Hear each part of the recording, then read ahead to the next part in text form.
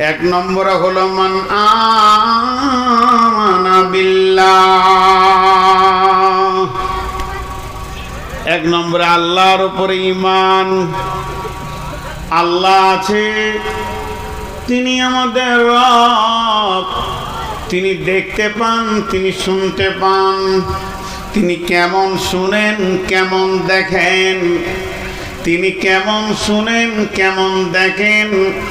বিশ্বনবী বলেন, চারটা কালো, পিপলিকেটা কালো, আঁধার রাতটা কালো, পাথরটা কালো, কালো পিপুলিকা কালো পাথরের ওপরে গভীর রাত্রিতে যদি হেঁটে যায় তো আমার রব তার পাগুলি কোথা পড়ছে দেখতে পান এবং ওই পিপুলিকার পায়ের শব্দটা শুনতে পান। আল্লাহ তাবারাক ওয়া তাআলা কোরআনে বলেছেন, বিসমিল্লাহির রহমানির রহিম, তাবারাকাল্লাযী বিয়াদিহিল মুলকু ওয়া হুয়া আলা কুল্লি শাইইন কাদির। ওই বরকতওয়ালার হাতে সারা পৃথিবীটা রয়েছে, যিনি সমস্ত জিনিসের উপরে ক্ষমতাবান। আজকে আপনাদের জালসায় রান্না হয়েছে, বাবুর্চি ছিলাম আমি, 2500 লোকের রান্না, 13 জন মানে 2500 লোকের রান্নাতে 300 লোক খেতে পাইনি। বরকত নাই, আমার হাতে রান্না হয়নি, হিসাবে চুকেনি। পৃথিবীর মানুষের হাতে বরকত নাই, আমার রবের হাতে কত বরকত।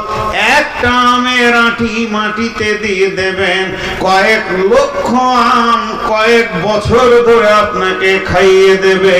বিশ্বটা যদি ওই বরকত আল্লাহর হাতে না থাকতো, মানুষ অভাব ছাড়া সচ্ছলতার মুখ দেখতে পেত না। রুজির মালিক তিনি আল্লাহ, তাই আমার রবের হাতে রয়েছে বিশ্ব ব্রহ্মাণ্ডল। তিনি কত বড় ক্ষমতাবান, আলা কুল্লি শাইইন কাদির। আমি মোটর বাইকে অ্যাক্সিডেন্ট হয়ে গিয়ে আমার হাতটা ভেঙে গেছে, আমি চোখের পানিতে রবকে বলবো, হে আমার রব, তুমি আমার হাতটা ভালো করে দাও, ঠিক করে দাও। এখানে আমার রবের কুদরতি ক্ষমতা পৌঁছে যাবে। তেমনি একটা পিপুলিকা চলতে গিয়ে যদি তার পায়ের আঙ্গুলটা ভেঙে যায়, সেও রবের কাছে কেঁদে বলবে, হে আমার রব, আমার আঙ্গুলের ব্যথাটা ঠিক করে দাও। ওই পর্যন্ত আমার রবের কুদরতি হাত কাজ করবে। তিনি এমন একজন হাতওয়ালা, ক্ষুদ্র থেকে বৃহৎকে কন্ট্রোল করে।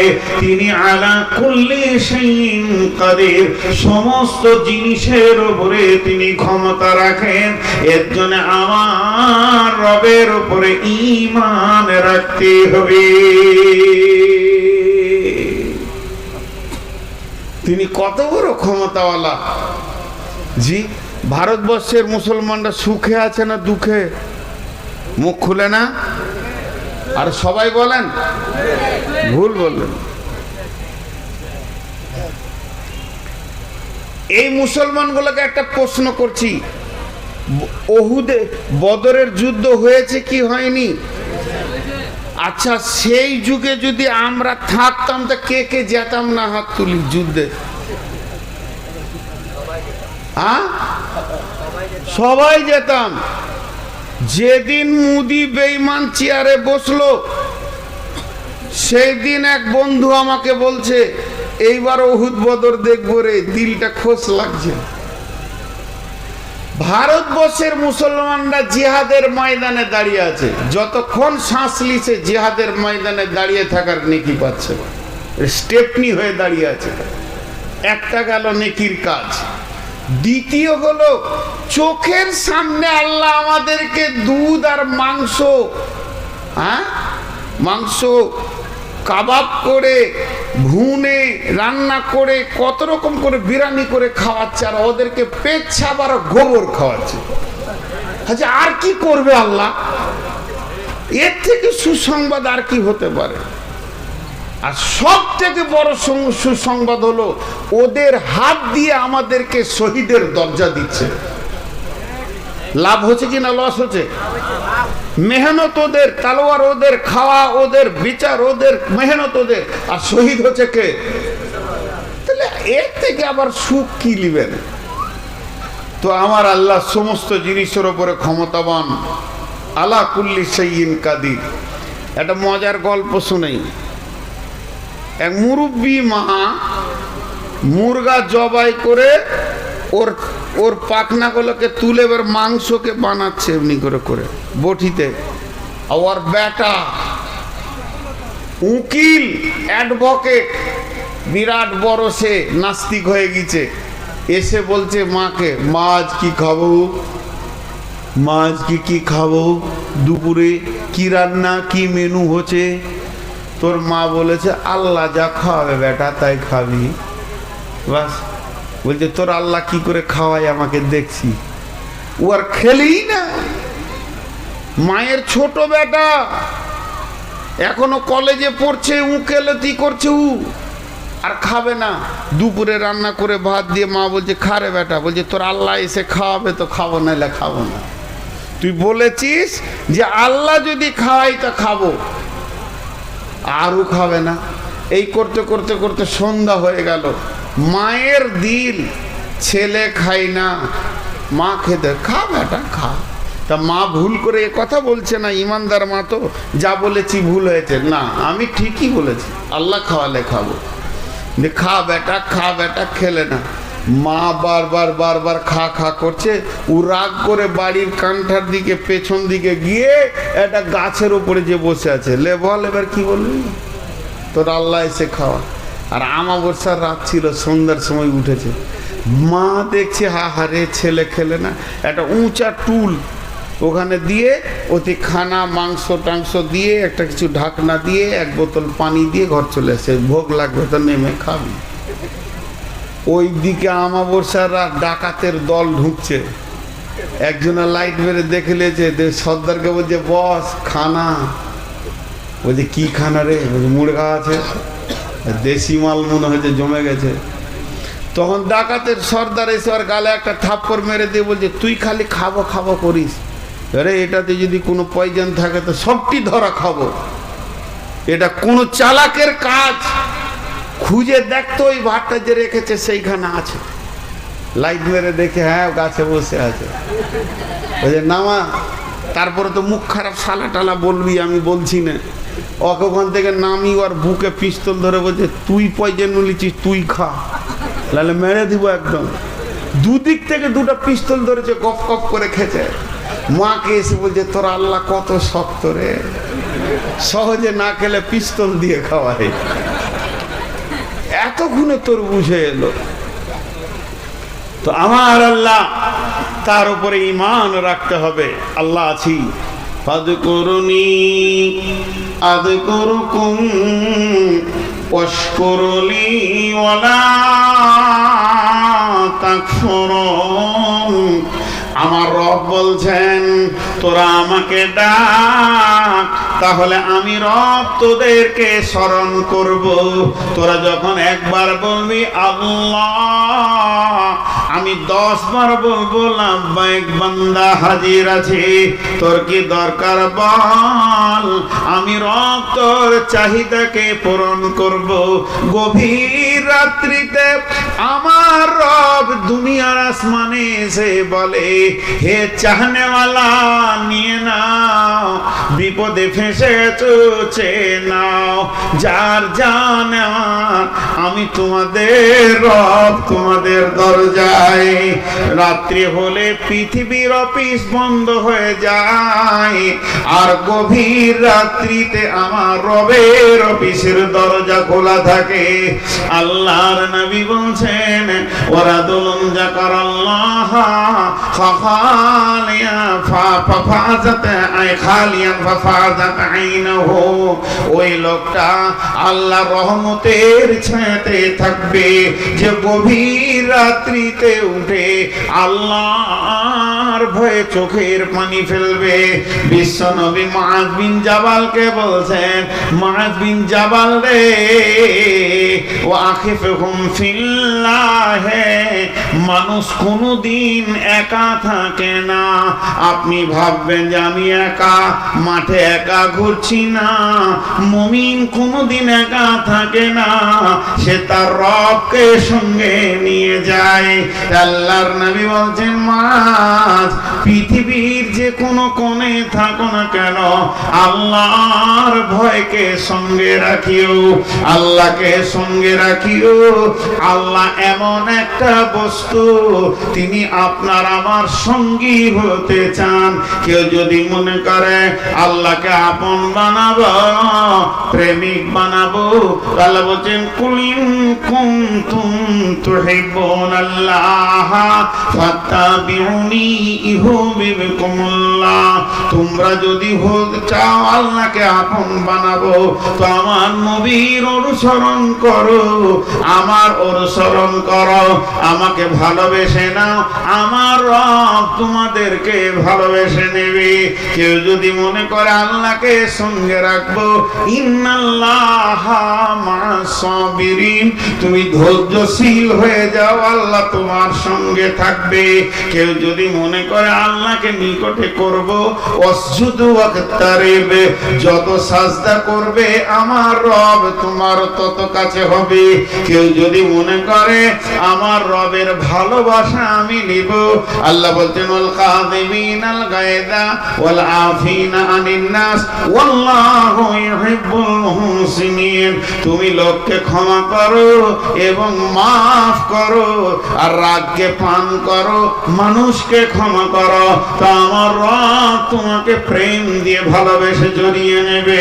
রবকে পাওয়ার অনেক জায়গা রয়েছে ভাই আমার, তাই প্রথম নম্বরে কোন হচ্ছে মুত্তাকি, সে আল্লাহর উপরে বিশ্বাস করবে।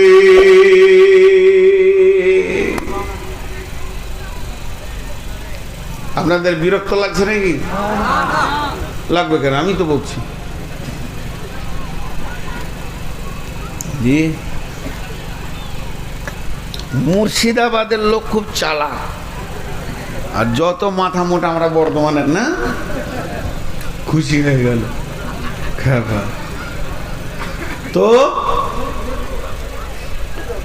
একটা গল্প শুনাই। আল্লাহকে ডাকতে হবে ধ্যানে জ্ঞানে অন্তর থেকে।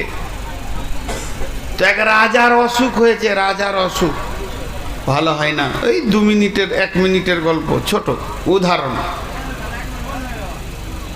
তো গোটা দুনিয়ার সব ডাক্তার, এমনকি ইংল্যান্ড, আমেরিকা, সিঙ্গাপুরে চিকিৎসা করে এলো, আর যত ডাক্তার বলছে আপনার শরীরে কোনো রোগ নাই, কিন্তু আর মন ভালো হয় না।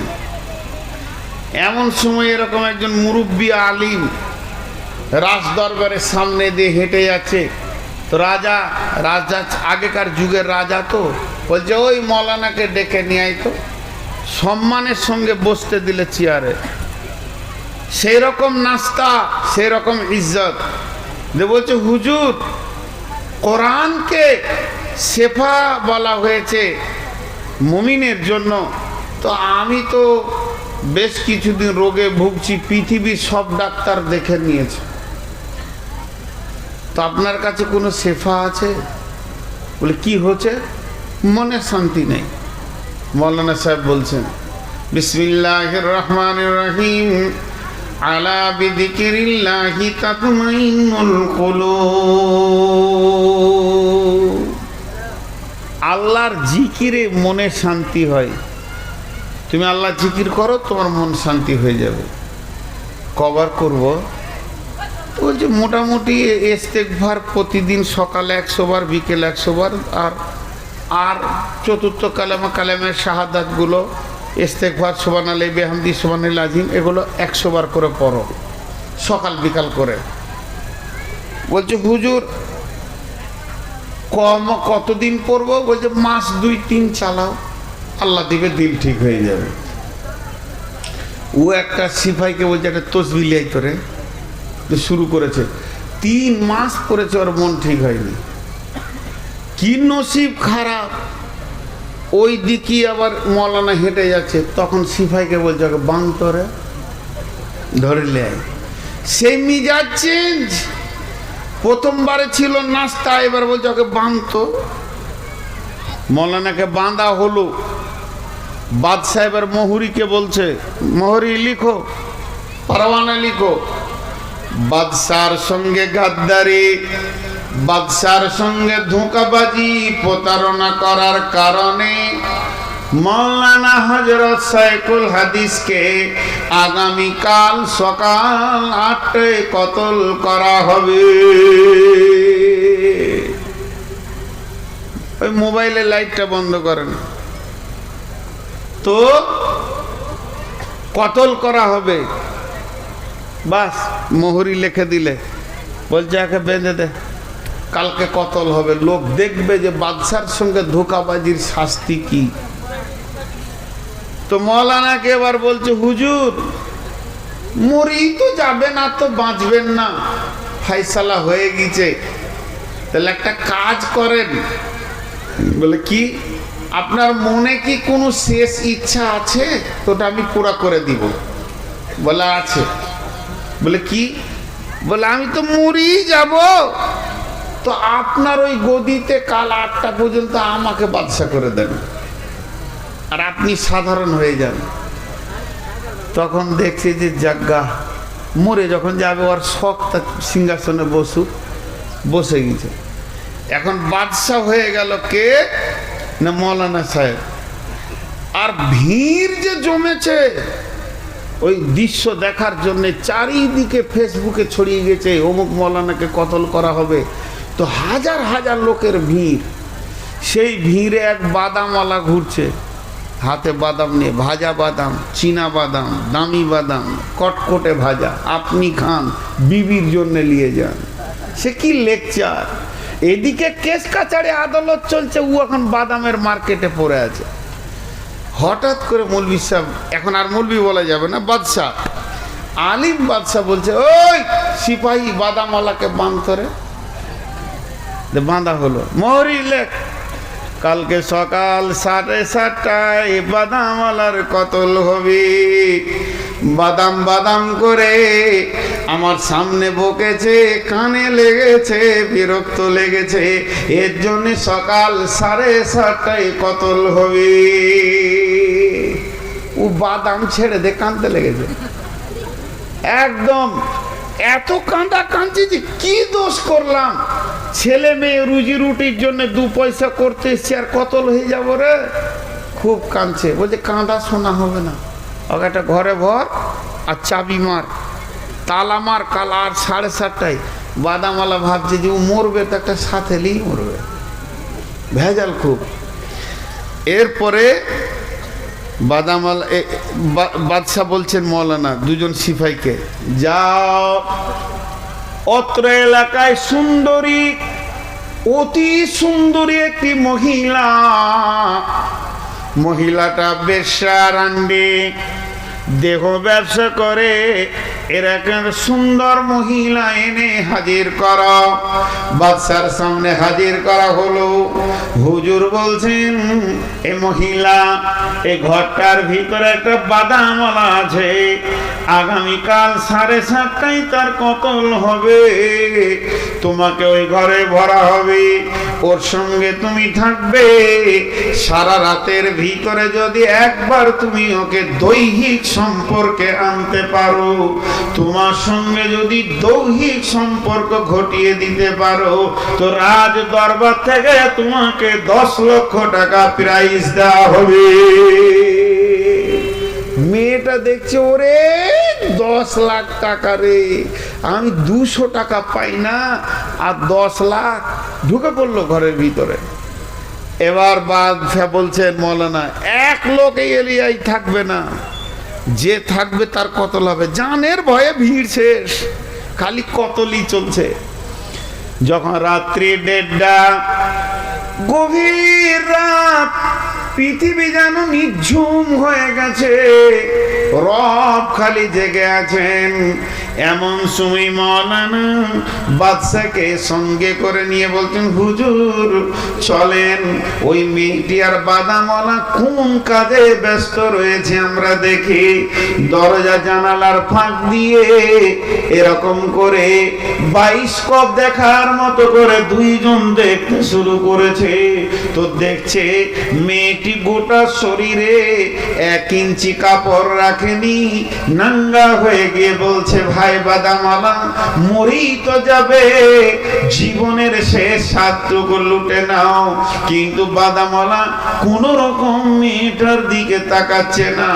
একটা যুবক নওজোয়ান একটা কোণে অঝোর নয়নে হৃদয়ের ভিতর থেকে আর্তনাদের কণ্ঠে বলছে, আল্লাহ আল্লাহ আল্লাযী খালাকাল মাউতা ওয়াল হায়াতা। হে আমার রব, আপনি মওতকে বানিয়েছেন, হায়াতকে বানিয়েছেন। রব আপনি আমার আল্লাহ। যখন চোখের পানিতে কাঁদছে, ইস্তেগফার করছে, আবার সুবহানাল্লাহি বিহামদিহি সুবহানাল্লাহি নাযিম পড়ছে। এই দৃশ্যটা দেখে বাদশা মাওলানার পা দুটো জড়িয়ে ধরে বলছে, হুজুর এই গভীর রাত্রিতে আল্লাহকে সাক্ষী দিয়ে বলছে, ওই বাদামওয়ালার মতো আমি 3 মাসের ভিতরে একবার আল্লাহকে চোখের পানিতে আমি ডাকিনি। আমি শুধু নাটকের ছলে ডেকেছিলাম। আল্লাহ আল্লাহ আল্লাহ করে 150 পুরো করে দিয়েছে, কিন্তু হৃদয়ের ভিতর থেকে মহব্বত দিয়ে ঈমান দিয়ে দেখিনি। আপনি আমাকে ক্ষমা করবেন, আপনার মৃতের পরোয়ানা আমি উঠিয়ে নিলাম, আমার ভুল হয়েছে, মাফ করে দেবেন। দরজাটা খুলে দিয়ে মাওলানা বাদামওয়ালাকে বুকে জড়িয়ে ধরে বলছে, ভাই আমি মেন্টাল রোগী নই, আমি পাগল নই যে তোমাকে কতল করতাম। এটা শুধুমাত্র বাদশাকে প্র্যাকটিক্যাল দেখানোর জন্য, একটা মানুষকে তার রবকে কেমন ভাবে ডাকতে হয়, রবের কাছে কেমন গিড়গিড়াতে হয়, রবের দরবারে কেমন করে নিজেকে নিচু হতে হয়, চোখকে কেমন করে পানিতে ছলছল আঁখি করতে হয়, এই দৃশ্যটা দেখানোর জন্য তোমার উপরে আমি জুলুম করে ফেলেছি। ভাই তুমি আমাকে মাফ করে দাও, তুমি যেমন বাদামওয়ালা ছিলে তেমনি থেকে যাও, তোমাকেও কেউ কতল করবে না। এর জন্য আমার রব বলছে, মুত্তাকি যদি হতে চাও, প্রথম নম্বরে তোমাদের কাজ হবে এক আল্লাহর উপরে দৃঢ় বিশ্বাস রাখতে হবে। নাম্বার 2, ওয়াল ইয়াউমিল আখিরি। যেদিন আমার শ্বাসটা বন্ধ হবে, যেদিন আপনি আমি মারা যাব, ও মা আমার, বেটি আমার, সোনা মানিক আমার, সেই শ্বাসটা বন্ধ হওয়া পর্যন্ত, জান্নাত পৌঁছানো পর্যন্ত একটা লম্বা জীবন আছে আখিরাতের, এর উপরে বিশ্বাস করতে হবে। ফুলসেরাত সত্য, কবর সত্য, কবরে আযাব সত্য, কবরে জান্নাতের ঘুম সত্য, কবরের ভিতরে নানা রকম আযাবের ব্যবস্থা আছে সত্য, কবরে 99টি সাপের মুসাল্লাত হবে সত্য, সাপ কাটবে 70 গজ নিচে চলে যাবে, আবার হাঁজরে তুলে আনবে সত্য, কিয়ামত সত্য, কিয়ামতের মাঠে নেকি বদি ওজন করা হবে সত্য, ফুলসেরাত সত্য, তার উপরে পার হয়ে যেতে হবে এটাও সত্য, জাহান্নাম সত্য, জাহান্নামের ভিতরে প্রতি মুহূর্তে চামড়াকে চচ্চর চচ্চর করে খাসি খালানো হবে। সূরা আপনার আল ইমরানে আল্লাহ বলেছেন সেটাও সত্য। এবং জান্নাত সত্য, জান্নাতের আঙ্গুরের ফোঁটাগুলো সত্য, খেজুরের বাগান সত্য, সারাবান তোহরা সত্য, চির সুখের জায়গাটা সত্য। আল্লাহ তাবারাক ওয়া তাআলা বলছেন, যদি তোমরা মুত্তাকি হতে চাও, আখিরাতের উপরে পরিপূর্ণ বিশ্বাস রাখতে হবে। নাম্বার 3 ওয়াল মালাইকা, ফেরেশতা নামে আল্লাহর একটি মাখলুক আছে। আল্লাহ তাদের ভিতরে সেকশন বানায়নি, সেক্স নাই, সেকশনও নাই, তারা নারী নয়, পুরুষ নয়, তাদেরকে আল্লাহ যতগুলি বানাবার বানিয়ে নিয়েছেন। এই ফেরেশতা নামে মাখলুকটি আছে, দুনিয়াতে আছে, আসমানে আছে, জান্নাতে আছে। তারা আল্লাহর হুকুমে নিয়োজিত হয়ে আছে। যাকে যে ডিউটিতে লাগিয়েছে সে সেই ডিউটিতে আছে। কেউ সাজদায় আছে, কেউ রুকুতে আছে, কেউ কিয়ামে আছে। কিয়ামত পর্যন্ত সে হালাতেই তারা থেকে যাবে। কেউ আবার আল্লাহর ডিউটিতে নিয়োজিত রয়েছে। এই ফেরেশতাদের উপরে ঈমান আনতে হবে। তবে আপনি একটা কথা বলবেন, ফেরেশতাদের উপরে কেন ঈমান আনবো? তারাও মাখলুক, আমরাও মাখলুক। আল্লাহর তারাও সৃষ্টি, আমরাও সৃষ্টি। বরং ফেরেশতাদের থেকে মানুষের সম্মান বেশি। মানুষ হলো আশরাফুল মাখলুকাত। তবে কেন তাদের উপরে ঈমান আনবো? ওরে আমার ভাইরে, বাপরে, বোনরে আমার, ঈমান আনতে হবে। তার দুটি কারণ। আমি যদি জানি সরকারি সিআইডি এখানে আছে, তো আমি সরকারের বিরুদ্ধে কথা বলবো না। ওই রকম বন্ধুরে জেনে নিতে হবে আল্লাহর সিআইডি যেন সব সময় আমাদেরকে ফলো করে রেখেছে। এর জন্য ফেরেশতার উপরে ঈমান আনতে হবে। আর দ্বিতীয় কারণ হলো, যেদিন আমাদেরকে বানানোর ব্যাপারে আল্লাহ তাবারাক ওয়া তাআলা ফেরেশতাদের সঙ্গে মাশওয়ারা করেন, আলোচনা করেন, তখন ফেরেশতারা বলেছিলেন, নাহনু নুসাব্বিহু বিহামদিকা ওয়া নুকাদ্দিসু লাকা। হে আল্লাহ, আমরা আপনার ইবাদত করব, তাসবিহ বয়ান করব। আপনি কি বানাতে চলেছেন? এরা খুন খারাপি করবে, আপসের মধ্যে লড়ে থাকবে। অতএব আমার আল্লাহ বলতে চাইছেন, তোরা এমন ভাবে চলবে যেন ওদের কথাগুলো না মিলে যায়। আমাকে তোরা সম্মানের সঙ্গে ইজ্জত দিয়ে রাখবে। তার জন্য ফেরেশতাদের উপরে ঈমান আনতে হবে। তাহলে ঈমান কটা হলো? আল্লাহর উপরে ঈমান, আখিরাতের উপরে ঈমান, ফেরেশতার উপরে ঈমান। 4 নম্বর হলো কিতাব, কিতাবের উপরে ঈমান আনতে হবে। কোরআনের শুরু থেকে শেষ পর্যন্ত সত্য। কোরআনের একটা জের, একটা জাবার, একটা অক্ষর, একটা নুকতা, কোনোটাই মিথ্যা নয়। আমার রব যা বলেছেন তা সত্য। এটা 1% কেন, ওভার 100% সত্য। আপনি আমি যতটা বুঝেছি তার থেকেও ঊর্ধ্বে আরো সত্য। কোরআনকে মিথ্যা পোষণ করা যাবে না। যালিকাল কিতাব লা রাইবা ফীহি, এই কিতাবের মধ্যে কোনো সন্দেহ নাই।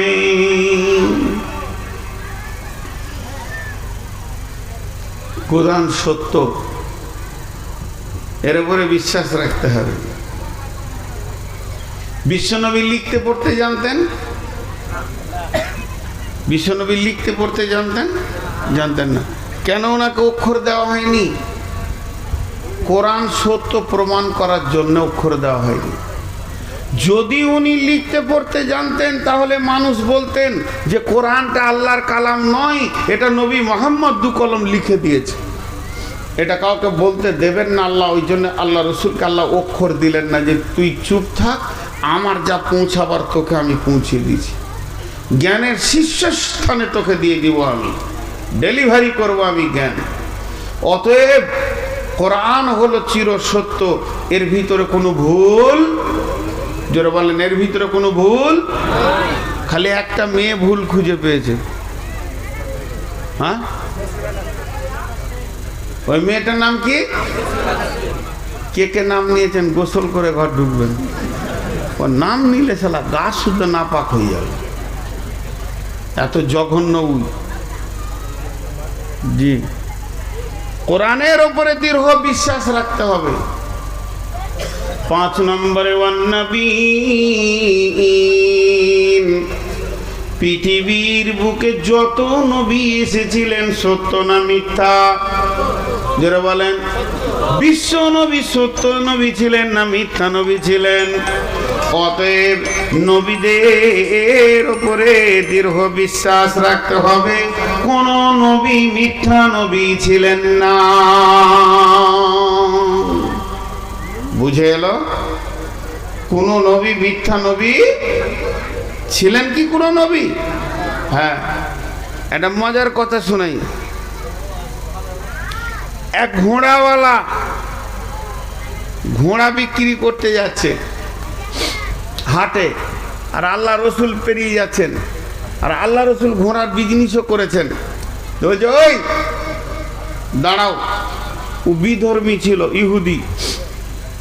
তো বলছে, তুমি ঘোড়া বিক্রি করবে? বলে, হ্যাঁ, আমি বিক্রির জন্যই নিয়ে যাচ্ছি। কত নেবে বলো? কত দিরহাম নেবে, কত দেনার নেবে? কথা বলতে বলতে বলতে বলতে একটা জায়গায় সেট হয়ে গেল। কথার কথা ধরেন 20 দিরহাম কমপ্লিট। নবীজি বললেন, শোনো, এইদিকে হচ্ছে হাট, ও যে ছিল এইদিকে, আর নবীজি আসছেন এইদিকে, ওর বাড়ি, তার মানে ওই দিক থেকে চলে এসছে, আর নবীজি যাচ্ছেন এইদিকে। তো এবার ঘোড়াওয়ালার সঙ্গে যখন দাম হলো, তাহলে আর হাট যাবে না। বলছি, তুমি আমার ঘোড়াটা, তোমার ঘোড়াটা নিয়ে এসে আমার ঘরের খুঁটাতে বেঁধে দাও, আর আমার কাছ থেকে টাকা নিয়ে চলে যাও। ওখান থেকে ও ঘুরলো, এবারে রসুলের পেছনে যাচ্ছে। যাচ্ছে কেন? দাম হয়েছে বলি তো যাচ্ছে। দামটা কমপ্লিট না হলে যেত না, যাচ্ছে। কিছু দূর গেছে, 2, 10, 20 পা হেঁটেছে। এমন সময় ওই দিক থেকে আর একটা মুনাফিক মানে ডেঞ্জারাস মাল হেঁটে আসছে। ইশারা করছে, কত হলো? ও দিশারায় বলে দিলে যে 20 মতো হয়েছে। ও তখন এরও ইশারা করে দিলে, আরো 2 পা গিরে। বাস, এমনিতে তো কাফের বেঈমান। তারপরে আবার মুনাফিক খুঁচা মেরে পাম দিয়ে দিয়েছে। তখন ও পেছন থেকে নবীজিকে বলছে, ইয়া রাসূলুল্লাহ, দামটা ঠিক করে নিলি ভালো হতো। এবার ভেজাল কথা শুরু করলে। বলছি, তোমার সঙ্গে তো দাম হয়ে গেছে রে বাবা, দামটা হয়েছে বলি তো তুমি আসো না, দাম তো হয়নি। ভেজাল লাগিয়ে দিল, আর যা কাজ তাই করে দিল। নবীজি বলছেন দাম হয়েছে, ও বলছেন না হয়নি। নবীজি বলছেন হয়েছে, ও বলছেন না হয়নি। এই হয়েছে হয়নি, হয়েছে হয়নি, একটা লম্বা টাইম পেরিয়ে যাচ্ছে। এখন আপনারা প্রশ্ন করবেন, তাহলে রসুল এত জিদি ছিলেন কেন? ছেড়ে দিতে পারতেন। আরে ভাই, ছেড়ে যদি দেয়, রসুল ছাড়ছে না কেন? রসুল প্রমাণ করতে চাইছে আমি মিথ্যা বলিনি। তুমি ঘোড়া দাও আর না দাও, কিন্তু দাম হয়েছে। আর ওইটা যদি রসুল ছেড়ে দেয়, তার প্রমাণ হয়ে যাবে নবী জীবনে একবার মিথ্যা বলেছিল, লোক বলবে। ওই জায়গাটা উনি স্টিল যে আমি লাইফে মিথ্যা বলিনি আর বলবো না, ঘোড়ার দাম হয়ে গেছে, তুমি দাও আর না দাও। এমন সময় ঘোড়াওয়ালা জোরে বলে উঠলো, কি করে দাম হয়েছে আপনি সাক্ষী দেন তো। সাক্ষী দেন তো যখন বলেছে, তখন একটা সাহাবী হেঁটে আসছে, সাহাবীটার নাম আমি ভুলে গেলাম। তখনই ও পৌঁছিয়েছে। ও হয়তো একবার শুনেছে দাম হয়ে গেছে। নবীজি বলছে, না তোমার সঙ্গে দাম হয়েছে। বলছে, না হয়নি। নবীজি বলছে, বললাম তো তোমার সঙ্গে দাম হয়েছে। এইটা যেই বলেছে, আর সঙ্গে সঙ্গে বলছে, একটা সাক্ষী দেন তো। তখন এই বলছে, আল্লাহর কসম করে বলছে, আমি সাক্ষী আছি, দাম হয়ে গেছে, ঘোড়া দিয়ে দে। লে ভেজাল ছিল না ও এতক্ষণ, আর এখনই এলো। ও ঘোড়াওয়ালা ঘোড়া দিয়ে দিলে, পয়সা নিলে, চলে গেল। নবী যখনই বসলেন, যখন আমার সঙ্গে ভেজাল দাম হয়, যখন দাম হয় তখন তুমি ছিলে না, যখন দামটা সেটিং হয় তখনও তুমি ছিলে না, যখন ওর সঙ্গে তর্ক শুরু হয় তখনও তুমি ছিলে না, তর্ক যখন চূড়ান্ত পর্যায়ে তখনও তুমি ছিলে না। আর এই শেষের দিকে তুমি এসে বললে যে আল্লাহর কসম বলছি দাম হয়ে গেছে। আর তুমি কি করে বললে যে দাম হয়েছে? সাক্ষী দিলে। তুমি সাক্ষীটা দিলে কোন বুনিয়াদে? তখন সাহাবীটা বলছেন, ইয়া রাসূলুল্লাহ, 1 নম্বর আল্লাহ আছে, আমরা দেখিনি, আপনি বলেছেন আছে, তাই ভয় করি। জান্নাত আছে, জাহান্নাম আছে, আমরা দেখিনি। আপনি বলেছেন তাই মেনে নিয়েছি। আপনি বলেছেন এই দিকে সাজদা কর, রবকে পাবি, এই দিকে করিস না তো ওই দিকে করছি। জিন্দেগিটাই তো আপনার ওপরে দিয়ে দিয়েছি। রবকে পাওয়ার ব্যাপারে আপনি যেমন আদর্শ দেখাচ্ছেন সেই দিকে হাঁটছি। শুধু তাই নয়, কোরআন বলছে আমার সমস্ত নবী সত্য, কোন নবী মিথ্যা নয়। অতএব আমি যখন পৌঁছালাম, আপনাকে নবী বলে মেনে নিয়েছি, আপনার নামের কালেমাটা পড়ে নিয়েছি, আপনার রিসালাতের সাক্ষী দিয়ে দিয়েছে। আর আমি পৌঁছালাম, আপনার জবান থেকে বের হয়েছে, দাম হয়েছে কোরআনের যতগুলি আয়াত আপনি বলেছেন আমরা মেনে নিয়েছি, এগুলো আল্লাহর খবর। তাহলে সবগুলি কি মিথ্যা হয়ে যাবে? না, যখন আপনাকে সত্য নবী বলে মেনেছি, আপনার জীবন সত্য, আপনার প্রত্যেকটি শব্দ সত্য। অতএব আপনি বলেছেন দান হয়ে গেছে, আর সঙ্গে সঙ্গে আমিও বিশ্বাস করেছি দান হয়ে গেছে। নবীজি ওই সাহাবীর নাম করে বললেন, যে কাজে সাক্ষী দেবে দুটো লোকের সাক্ষী দেওয়ার সমান এর ফজিলত থাকবে। তাহলে প্রত্যেকটা নবীর উপরে বিশ্বাস রাখতে হবে। আমরা তো ইমানদার যে কটা আছি মুসলমান, সত্য নবী তো মেনে নিয়েছি, তারপরে তো ইমানদার হয়েছি। কাফের কাফের কাফের, বেঈমান বেঈমান বেঈমান বেঈমান, আল্লাহ দুশ্মন, রসুলের দুশ্মন, কোরআনের দুশ্মন, দ্বীনের দুশ্মন। কে? উমাইয়া। উমাইয়া রসুলের চাচা হলো সম্পর্কে। উটের উপরে এরকম মারছে হাত, উটের উপরে, আর আল্লাহ রসুল রাস্তা দিয়ে হেঁটে যাচ্ছে, উটকে খাদ পানি দিয়েছে, উট খেছে, আর উটের উপরে হাত মেরে বলছে, হে বেটা মোহাম্মদ, এই উটে চড়ে তোকে কতল করব, তোকে মারবো। যে এই কথা বলেছে, আল্লাহ রসুল হালকা করে তাকিয়ে বলছে, আগামী জিহাদে তুই মরবি। খালি এইটু বলেছে, আর কিছু বলেনি। বাড়িতে যে খাবার খেতে পারছে না, রোগার মতো এমনি করে করে খেয়েছে, এমনি করে করে। বিবি জিজ্ঞেস করছে, তোমার শরীর খারাপ, মন খারাপ, মাথায় ব্যথা, পেটে ব্যথা? বলে না। বলে কি হলো? বলে ওই যে আব্দুল্লাহর বেটা মোহাম্মদ সাল্লাল্লাহু আলাইহি সাল্লামকে বললাম যে ঘোড়া উঠে চড়ে তোকে মারবো, তো পাল্টা বলেছে আগামী জিহাদে তুই মরবি। কাফের বেঈমানের বিবি, সেও বেঈমান, মুশরিকা মেয়ে।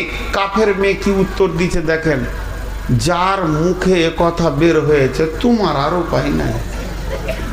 ওদেরও ভিতরে বিশ্বাস ছিল যে এ মাল মিথ্যা কথা বলেন, বুঝতে পেরেছেন?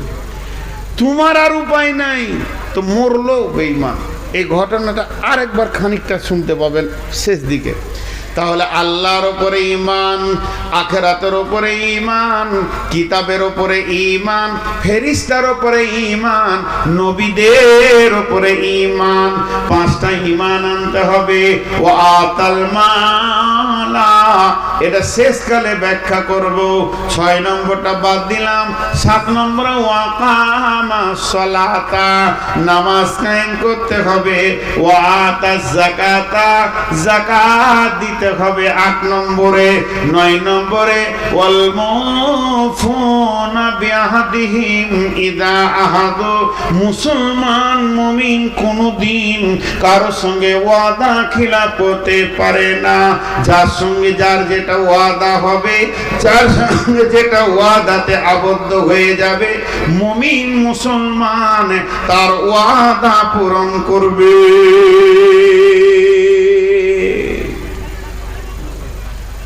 আবার ওই উমাইয়ার ঘটনাটা আসছে, ওয়াদা পূরণ করবে। আচ্ছা, ওই এইখানে কি সংসারের সব কাজ ছাড়বে? লড়ছে না রে বাবা, এসেছে তো একটু বসে কথা বলি তা নাই, দাঁড়িয়ে দাঁড়িয়ে কথা বলছে। আমি কি বললাম? আমল 5টা, ঈমান 5টা হয়ে গেল। আল্লাহর উপরে ঈমান, আখিরাতের উপরে ঈমান, ফেরেশতার উপরে ঈমান, নবীদের উপরে ঈমান, আর কিতাবের উপরে ঈমান। এবার আমলের কথা, 1 নম্বরে দান করবে, ওটা বিস্তারিত পরে বলবো। সালাত আদায় করবে, সে কোনোদিন বেনামাজি হবে না। যাকাত দেবে বড়লোক হলে, তাহলে 3টে বলা হয়ে গেল। 4 নম্বরে বলছে যখন কোনো ওয়াদা করবে তো ওয়াদা পূরণ করবে। এবার মুমিনের ওয়াদা দেখেন, আব্দুর রহমান একটা সাহাবী উমাইয়ার কাছে। কে উমাইয়া? যে উটের পিঠে হাত দিয়ে রসুলকে মারবো বলেছিল ওই উমাইয়া। নিজের আত্মীয় হলো, এখনো বেঈমান আর ইমানদার। তো ওকে গিয়ে বলছে কিছু টাকা ধার দাও তো, আমার খুব অভাব চলছে। অভাবটা হলো মুসলমান আর সুদারু হলো উমাইয়া। তখন বলছে তুই তো সুদ দিবি না, আমার ব্যবসা তো সুদের। আব্দুর রহমান বলছে কালেমা পড়ে নিয়েছি, রসুলের নামে আল্লাহর নামে কালেমা পড়েছি, রসুলের আদর্শের রেসালাতের উপরে কালেমা পড়ে সাক্ষী দিয়েছি, আর সুদ খাবো না। তোর যদি মন যাবে তো দিতে পারিস, না মন যাবে না দিতে পারিস, কিন্তু সুদের লেনদেন করব না। দিবি? যতই হোক আত্মীয়। তো বলছে তোকে দিব, সুদ লাগবে না তো দিবিও না, লাগবেও না, কিন্তু একটা শর্ত তোকে মেনে নিতে হবে। কি হলো? দিয়েন না, ওটা দিয়েন না, যেমন আছি থাকি। একটা শর্ত মেনে নিতে হবে। বলে কি? বলে আমি যেদিন খুব জানের খাতরার বিপদে পড়ে যাব, সেই দিন তোর জানকে দিয়ে যতদূর পারবি আমাকে বাঁচানোর চেষ্টা করতে হবে, তোর চেষ্টায় যেন ত্রুটি না থাকে, এই শর্তে তোকে ঋণ দিব। তো আব্দুর রহমান একটু ভেবে চিন্তে দেখলে ঠিকই আছে, বিপদে পড়লে হয়তো একটু বিপদ থেকেই করে দিব, বেশি ভাবেনি। ওয়াদা করলে ঠিক আছে, তুই যখন খুব বিপদে পড়বি তো আমি জান দিয়ে তোকে বাঁচাবো, ঋণ দিয়ে দিলে। ভাইরা আমার, ঋণ নেওয়া হয়ে গেল। আব্দুর রহমান শর্তের ভিতরে ঢুকে গেল, ওয়াদা করে ফেললে। এবার উমাইয়াকে ওর বিবি বলছে যার মুখে বের হয়েছে তুই মরবি, আর উপায় নাই। খানিকক্ষণ উমাইয়া দম নিল, মাথায় খালি চিন্তার চক্কর ঘুরছে, কি করলাম, কি বললাম, কি হলো। একটু পরে দমটা নিয়ে একদম নিজেকে মজবুত করে উঠে বলছে খেপি রে, তোর তো কোনো হুঁশ নাই, তুই মোটা বুদ্ধি মেয়ে মানুষ, তাই বলছিস আগামী জিহাদে আমি মরবো। নবী মুহাম্মদ বলে দিয়েছে কোনো উপায় নাই, তবে আমার ফয়সালা শুনেলে না থাকবে বাঁশ না বাজবে বাঁশরে, আগামী জিহাদে আমি যাব না তো মরবো কি করে। কয়েকদিন পরেই যুদ্ধ শুরু হলো। জি, বদর। যেই যুদ্ধ শুরু হলো, উহুদ, যেই যুদ্ধ শুরু হলো, যুদ্ধর খবর যখনই উমাইয়ার কানে পড়েছে, ও বাড়ির ভিতরে একটা লম্বা চাদর ঢাকা শুয়ে গেছে। দেখেন কাফেররা সব গুনছে, এসছে ও এসছে, ওই এসছে, ওই এসছে, অমুক এসছে, অমুক এসছে। উমাইয়া কই? ও আবার দলের শের, ষাঁড়ু। সে কই?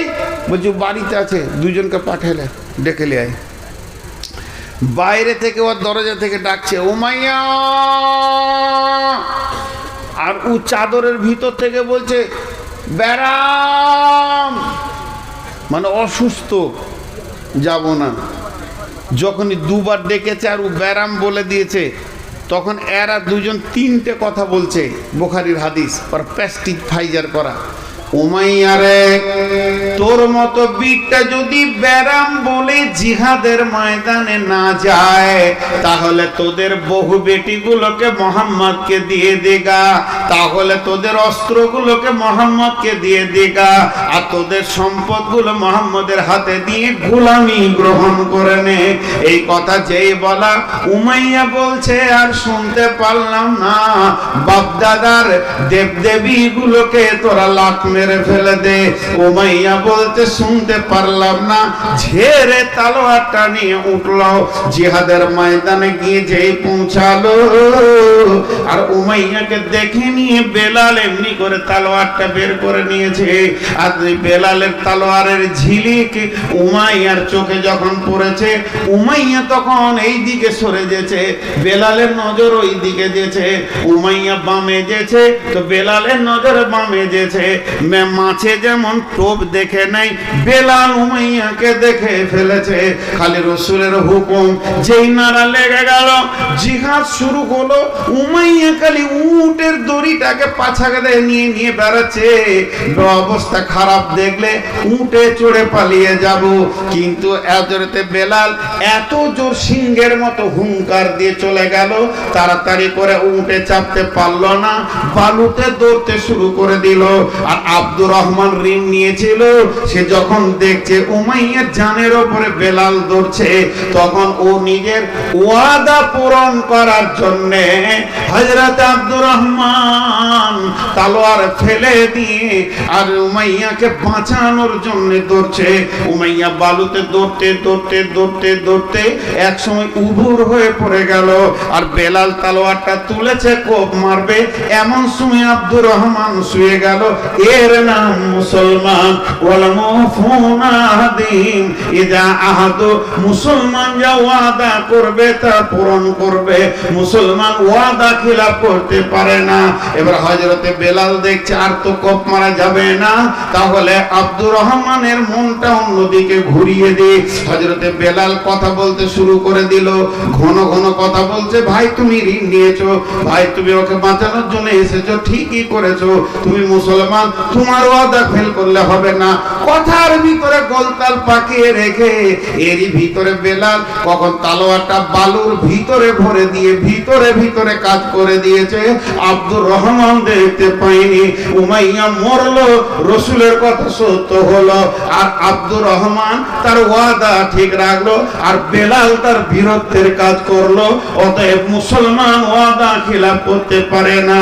আর 5 নম্বর হলো ওয়াসবিরিনা ফিল বাসাই ওয়াদ-দাররাই ওয়া হিনাল বাস, আর বিপদ আপদে আর জিহাদের ময়দানে ধৈর্য ধারণ করতে হবে। কটা হলো? 5টা হয়ে গেল। ধৈর্য সবর করতে হবে। তাহলে 1 নম্বরে মাল দান করতে হবে, 2 নম্বরে আপনার নামাজ পড়তে হবে, 3 নম্বরে যাকাত দিতে হবে, 4 নম্বরে ওয়াদা পূরণ করতে হবে, 5 নম্বরে ধৈর্য ধারণ করতে হবে। টোটাল 10টা একবার গুনিয়ে দিই। আল্লাহর উপরে ঈমান, আখিরাতের উপরে ঈমান, ফেরেশতার উপরে ঈমান, কিতাবের উপরে ঈমান, নবীদের উপরে ঈমান, মাল দান করতে হবে, নামাজ পড়তে হবে, যাকাত দিতে হবে, ওয়াদা পূরণ করতে হবে যখন কার সঙ্গে ওয়াদাতে আবদ্ধ হয়ে যাবে, এবং বিপদ আপদে ধৈর্য ধারণ করতে হবে। জিহাদের ময়দানে যখন এই 10টা গুণ কারো ভিতরে এসে যাবে, আমার রব বলছেন উলাইকাল্লাযীনা সাদাকু ওয়া উলাইকা হুমুল মুত্তাকুন, এরাই হলো প্রকৃত সত্য, আর এরাই হচ্ছে মুত্তাকি।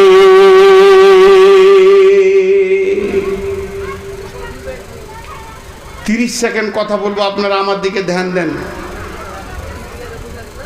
আজকে টোটাল বক্তব্যটা 30 সেকেন্ডে বলবো। প্রথম বলেছি তাকওয়া মানে ভয়, মুত্তাকি মানে ভীতু। আর ভীতু হলে কোরআন থেকে লাভ নিবে, হাসতে হাসতে জান্নাতে যাবে, ফল ফ্রুটে থাকবে। আর ভীতু কারা?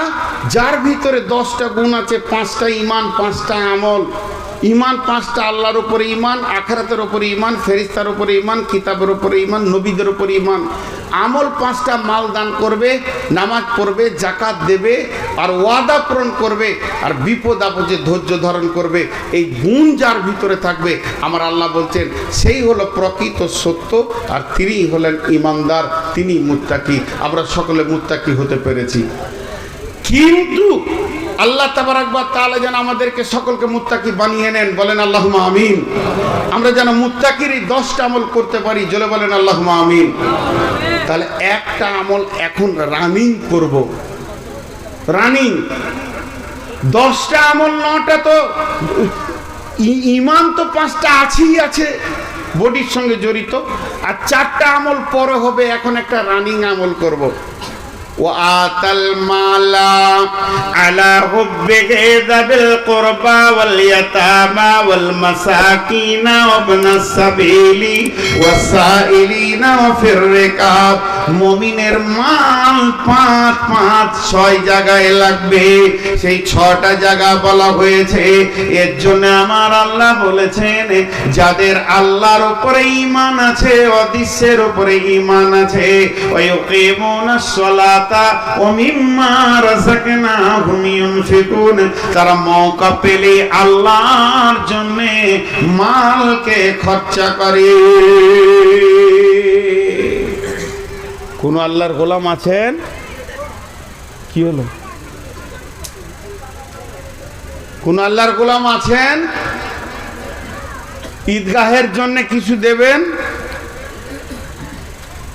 কানা আমি, চোখে দেখি কম, তো বুঝতেই পারছেন যে আমার ভাষাটা কোন দিকে দিয়েছে।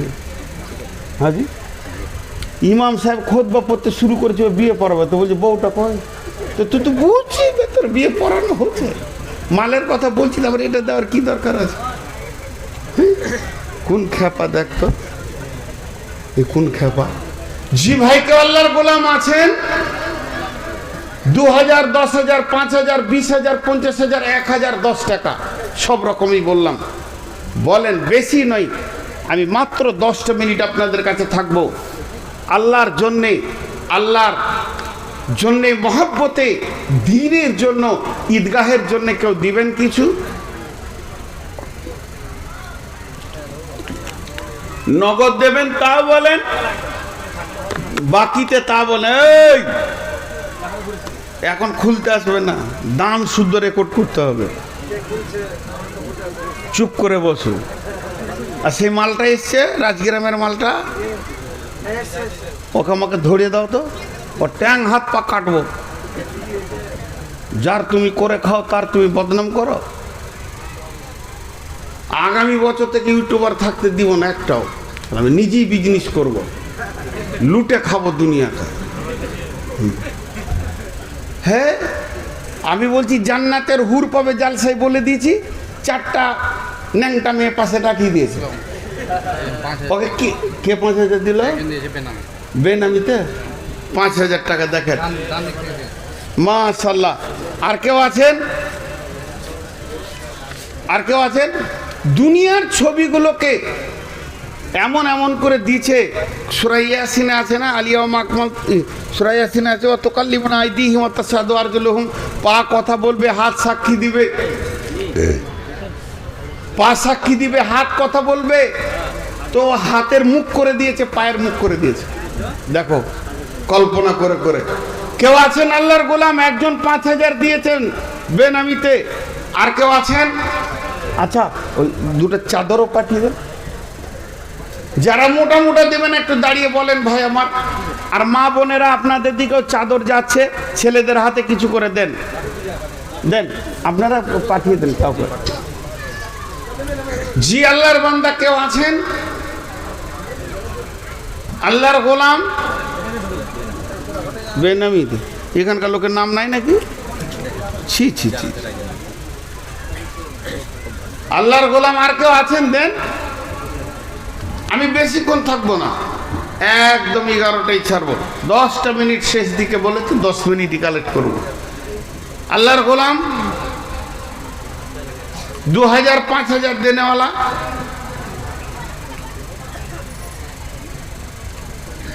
মাশাআল্লাহ, দেন। সেই সামনে থেকে বলেন, কেউ আছেন? ওয়াদা করেন পরে দেবেন। জি,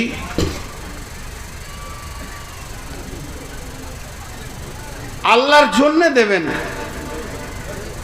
ঈদগাহ একটা মসজিদ, সলাতের জন্য সেখানে আমরা যাই, খুশির সলাত ঈদের দিনে পড়ি।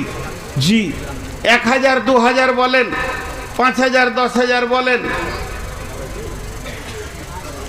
1,000, 2,000, 5,000, 10,000, যে যেমন পারবেন। 500 বলেন। মাশাআল্লাহ, দেখেন টাকা আসছে। জি, আল্লাহর গোলাম আর কেউ আছেন? এখান থেকে ত্যাগহরি কত দূর? ত্যাগহরির কেউ আছে নাকি? জালসার কমিটির কেউ আছে? কালকে তো ত্যাগ হরিতে, কবে? খড়কাটি, ওটা কত দূর?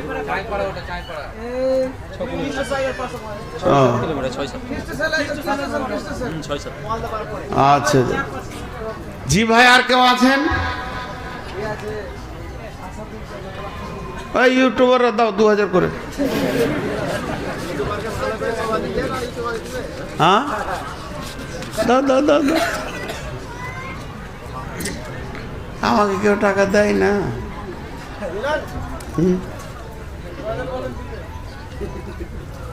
না গজল বলবো না, আসছে টাকা, বিনা গজলই আসছে। এইদিকে কাউকে দেন না ওই চাদর টাদর গুলো, নাহলে ছেলে, আরে কমিটির ছেলেরা ভিতরে ঢুকো ভাই। কই কেউ যে নাই? কে? আচ্ছা আচ্ছা, বলছি হাতে হাতেই নিয়ে এলেন কমিটির ছেলেরা। আরে এমনি হাতে হাতে নিয়ে এলেন, হাতে হাতে অনেক টাকা নেওয়া হবে। ভিতরে ঢুকেন, যে যা দেবে। দেখেন আপনাদের কাছে চাদর যাচ্ছে, যার কাছে যা আছে কিছু করে চাদরে দিয়ে দেন, চাদরে দিয়ে দেন। যার কাছে যা আছে চাদরে দিতে থাকেন। একটা চাদরে হবে না, আরো 2-4টা চাদর দেন। এমনি ঢুকে গেলেও তো দিয়ে দেবে ভাই। টাকাগুলো তো এরকম খুলে দেবেন, হাতে হাতে অনেক টাকা চলে আসবে। যান না, যান তাড়াতাড়ি যান। কমিটির ছেলেরা কই রে বাবা, যাও শোনা মানে হাতে হাতেও নিয়ে নেন। হ্যাঁ হাতে হাতে নেন, হাতে। যারা দান করবেন টাকাগুলো খুলে দেন, ওনাদের হাতে ধরতে সুবিধা হবে। দেন, এই ছেলেগুলোর হাতে দেন, চটচট করে দেন, যার কাছে যা আছে দেন, আর আল্লাহর জন্য দেন। মাশাআল্লাহ, জাযাকাল্লাহ। ইয়া আল্লাহ, তোমার এক বান্দা 500 টাকা দান করলো আল্লাহ, আর একজন 5000, একজন 1000, আরো 500 করে 3-4 জন দানগুলো আল্লাহ তুমি গ্রহণ করে নাও। ইয়া আল্লাহ, এই দানের বরকত তুমি দান করবে, এর বদলা দান করিও মাবুদ, জাযায়ে খায়ের দান করিও। দুনিয়াতে আল্লাহ তুমি ব্যবসা বাণিজ্যে লাভ দাও, সুস্থ শরীর দিও, কঠিন কিয়ামতের দিনে আরো সে নিতে ছায়া দিয়ে আল্লাহ পুরুষেরাতে পার করে জান্নাতের মেহমান বানিয়ে নিও। মা বোনেরা আমার, আপনারাও যে যা পারবেন আল্লাহর জন্য দেবেন, আল্লাহর মহব্বতে দেবেন। জাযাকাল্লাহ, হাইয়াকাল্লাহ, বারাকাল্লাহ, আলহামদুলিল্লাহ। এর বান্দা আজকে দান করেছে মাবুদ, তুমি দানকে কবুল করে নাও।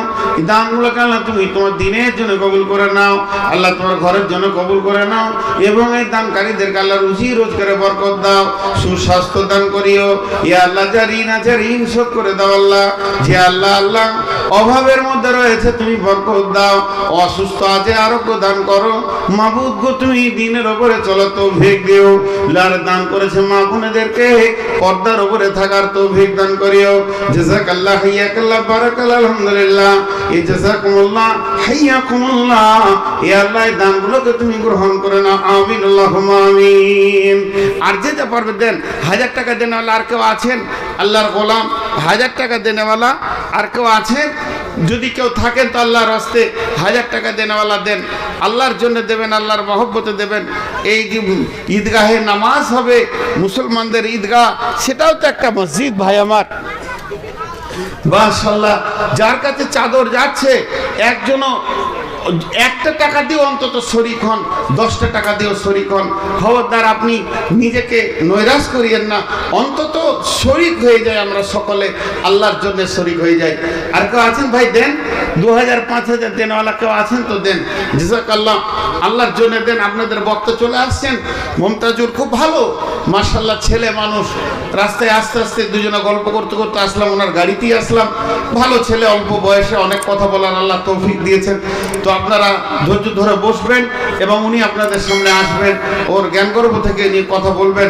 আল্লাহ তাবারক ওয়া তাআলা আপনাকে আমাকে শোনা বলার থেকে বেশি করে আমল করার তৌফিক দান করুন, এবং বেশি বেশি করে দিনের উপরে কথা বলার তৌফিক দান। আরো 500 টাকা একজন দান করলেন, আল্লাহ এই দানকে তুমি কবুল করে নাও। এই আল্লাহকে মাফ করো, ক্ষমা করো, দয়া করো। এদের দানকে আল্লাহ রুজি রোজগারে তুমি বরকত দাও, আমিন, আল্লাহুম্মা আমিন। আরেকজন 500 টাকা দান গ্রহণ করিও মাওলা, তুমি মেহেরবান। দানকে মাওলা তুমি করিও কবুল, মাফ করে দিও মাওলা, জীবনের ভুল পার করে দিও তুমি, পুরুষেরাদের বল, আমিন, আল্লাহুম্মা আমিন। আর কেউ আছেন? দিতে থাকেন আল্লাহর রাস্তায়। আসেনি বক্তা, আসেনি?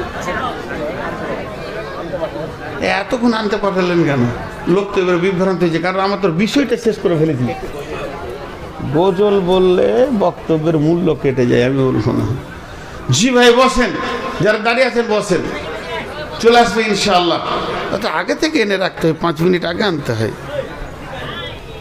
জি যারা জাযাকাল্লাহ, আল্লাহ তোমার বান্দাদের দান তুমি করিও কবুল, মাফ করে দাও ওয়ালা জীবনের ভুল, পার করে দিও মাওলা ফুসরাতের কুল, আমিন আল্লাহুম্মা আমিন।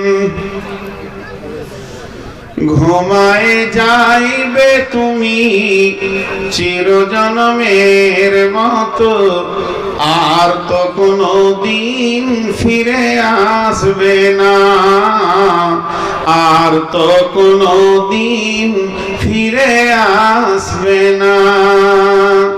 ঘুমায় ঘুমায় ঘুমায় যাইবে তুমি চিরজন্মের মতো, আর তো কোনো দিন ফিরে আসবে না। সময় আছে তোমার করো ইবাদত, এই দুনিয়া মুসাফির খানা, আর তো কোনো দিন ফিরে আসবে না।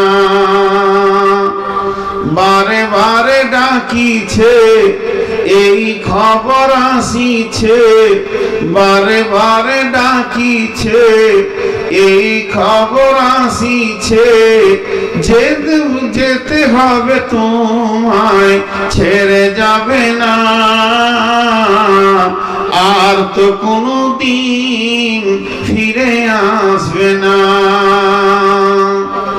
বারে বারে ডাকিছে এই খবর আসিছে, না থাকিবে উপায়, না পাহিবে রেহাই, নিয়ে যাবে তোমায়, ছেড়ে যাবে না,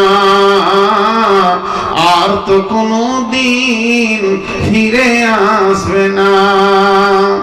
আজরাইল আসিবে তোমাকে না ছাড়িবে, পাকিবে না উপায়, পাইবে না রেহাই, নিয়ে যাবে তোমায়, ছেড়ে যাবে না, আর তো কোনো দিন ফিরে আসবে না। সময় আছে তোমার করো ইবাদত, এই দুনিয়া মুসাফির খানা, আর তো কোনো দিন ছেড়ে যার তো কোনো দিন ফিরে আসবে না। যেদিন হবে মরণ ঘর ছুটিবে তখন, বুঝিতে পারিবে কবরের জ্বলন, বলিবে ছেড়ে দাও দুনিয়ায় করিব না গোনা, আর তো তোমায় কোনো দিন ছেড়ে দেবে না। ঘুমায় যাইবে তুমি চিরজন্মের মতো, আর তো কোনো দিন ফিরে আসবে না। যখন তুমি মরিবে ভাই বন্ধু আসিবে, মুখখানা দেখিবে ফিরে চলে যাইবে। যখন তুমি মরিবে ভাই বন্ধু আসিবে, মুখখানা দেখিবে ফিরে চলে যাইবে। বন্ধুর ভালোবাসা সঙ্গে যাবে না, আর তো কোনো দিন ফিরে আসবে না। যখন তুমি মরিবে পুত্র স্বজন আসিবে, পাশে বসে কান্দিবে, কানে তুমি শুনিবে। যখন তুমি মরিবে পুত্র স্বজন আসিবে, পাশে বসে কাঁদিবে, কানে তুমি শুনিবে, আফসোস করিবে, মুখে কথা বলার উপায় রবে না, আর তো কোনদিন ফিরে আসবে না। ঘুমায়ে যাইবে তুমি চিরজন্মের মতো, আর তো কোনদিন ফিরে আসবে না। নামাজ পড়ো, রোজা রাখো, কালেমা পড়ো, ইবাদত করো। নামাজ পড়ো, রোজা রাখো, কালেমা পড়ো, ইবাদত করো। কবরেতে পাবে তুমি সান্ত্বনা, আর তো কোনদিন ফিরে আসবে না। ঘুমায়ে যাইবে তুমি চিরজন্মের মতো, আর তো কোনদিন ফিরে আসবে না।